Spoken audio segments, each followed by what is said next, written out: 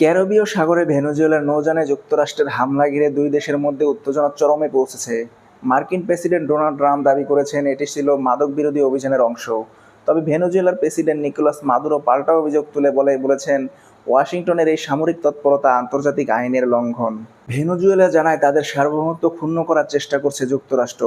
এই ঘটনায় ক্ষুব্ধ প্রতিক্রিয়া জানিয়ে মাদুরো ঘোষণা দিয়েছেন দেশের স্বাধীনতা ও শান্তির স্বার্থে যে কোনো মূল্যে লড়ে যাবে তার সরকার ও জনগণ।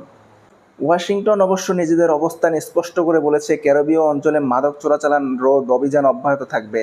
মার্কিন কর্মকর্তাদের দাবি ভেনেজুয়েলার কিছু উচ্চ পর্যায়ের কর্মকর্তা আন্তর্জাতিক মাদক চক্রের সঙ্গে জড়িত। আন্তর্জাতিক অঙ্গনে এই ঘটনাকে ঘিরে মিশ্র প্রতিক্রিয়া দেখা দিয়েছে। একদিকে যুক্তরাষ্ট্রের এই পদক্ষেপকে কেউ সমর্থন করছে, আবার অন্যদিকে সার্বভৌমত্ব রাষ্ট্রে এ ধরনের হামলাকে বিপজ্জনক দৃষ্টান্ত হিসেবে দেখছে অনেকে। ভেনেজুয়েলা ও যুক্তরাষ্ট্র দীর্ঘদিনের টানাপোড়েন এই ঘটনার মাধ্যমে আবারও জটিল আকার ধারণ করলো। ফলে দুই দেশের মধ্যে সম্পর্ক কোথায় গিয়ে ঠেকবে তা নিয়ে শঙ্কা বাড়ছে আঞ্চলিক মহলে।